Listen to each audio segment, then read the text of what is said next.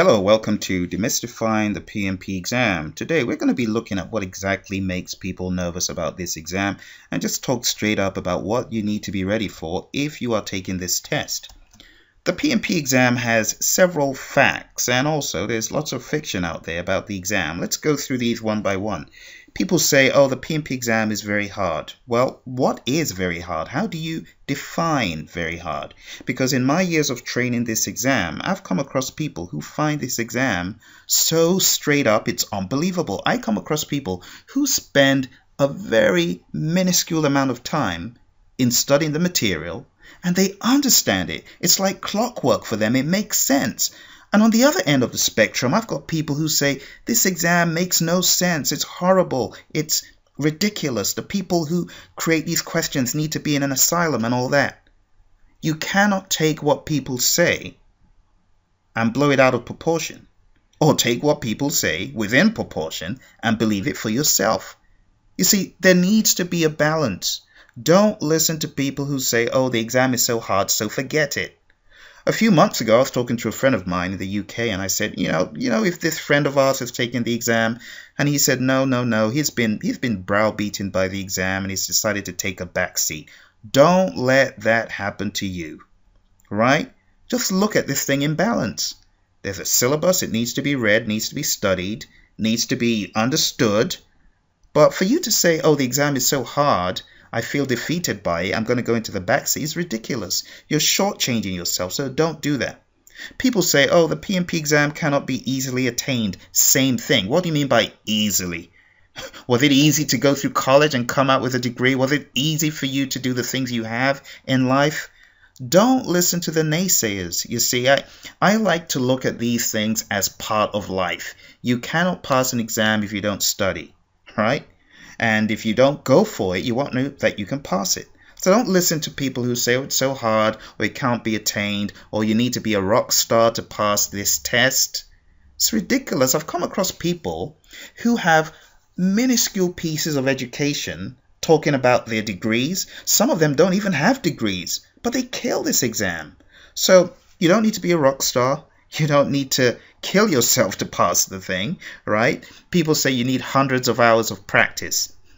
Well, hundreds of hours of practice, I would equate that to hundreds and thousands of hours of experience. Of course, you need that before you can even think of taking the exam. But as far as practicing PMP exam questions, for someone to say, oh, if you don't go through hundreds of hours of practice, you're finished. It's a lie. At the same time, I'm not saying that some people do not need lots of practice. Another fiction thing out there is a large percentage of people fail on their first try. Well, I wrote the PMI letter trying to find out how much truth is there in this thing. And from the reply I got, all that's out there about the percentage of people who fail on their first try, it's all fiction. The PMI has never officially published that information. So don't take it and run with it and begin to make your life miserable. You know, don't say, oh, I cannot do this. And you go into run and hide mode. And anytime people bring up the PMP exam, you shoot them down because you've felt in your head you can't do it and you don't want to hear about it. Don't do that. You know, people on the other end of the spectrum who are overtly positive say, oh, I can get by with my experience. I've been managing projects for the past 20 years, 25 years. It's going to be a piece of cake. It will not be a piece of cake because of your experience in project management if your experience does not map back to the PMBOK guide on which the current exam is based. So you could have been practicing project management since the early days of PERT in the 1960s. If you don't have relevant project management experience to the current PMBOK, you cannot categorically say, oh, I've got so much experience, it's going to be a free and easy ride. You can't say that. Okay? One of the things that happens to people like that is failure. I just have to be honest. I know people who have tons of years of experience, but because of this attitude of I know it all because I've been practicing project management, and who is the PMI that I should be scared of them, or I should even take notice of the PMBOK? I'm not even going to read it.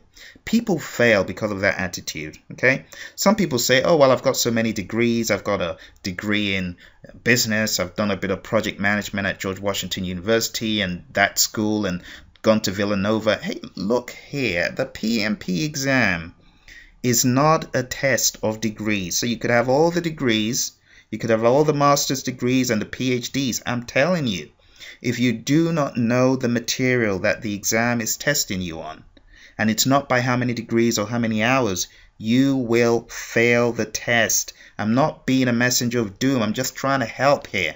Okay? So hear me out. Don't go by degrees.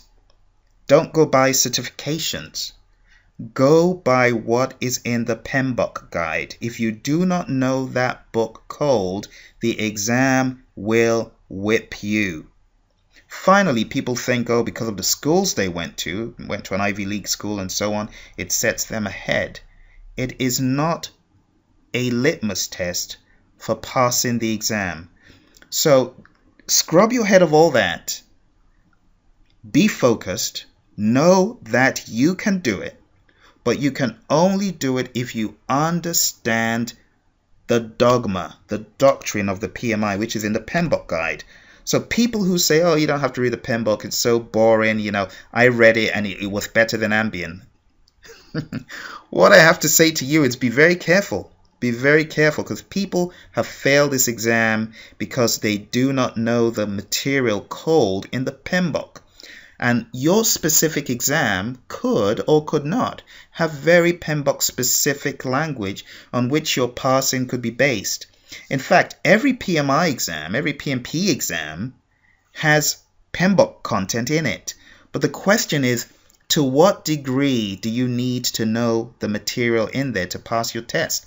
I cannot say, but one thing I can say is the more you know that standard inside out, the more you can apply that standard to your everyday project management, the more you can take that knowledge in the PMBOK and explain it in your own words, the higher the guarantee of success on the exam. So if you're one of those people who hasn't gone through the PMBOK and you don't really know the material, you haven't mastered the language, every time you pick it up you fall asleep, I'm telling you, don't listen to people who say, I didn't read the PMBOK and I passed, because those people are high risk to you.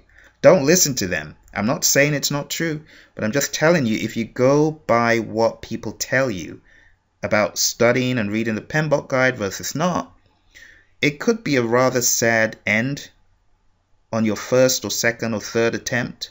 So please read the PMBOK guide. Read it, study it, know it, make it pragmatic. Don't cram it. I'm not for cramming. Cramming won't get you very far, right? Don't cram. Know it cold. Be able to apply it. When you talk about a particular input, output tool or technique, know what that thing is. You should be able to build it from ground up on your own. You should be able to tell people, hey, this is what's in the schedule management plan. This is what's in the risk management plan. What is the difference between the scope statement and the scope baseline and the WBS and the project statement of work? What's the difference between all those things? You should be able to demystify it for them. Until you get to that level of precision, that eagle-eyed detail, you are not quite ready for the test. Okay, so don't forget, visit Praizion.com, Praizion.com.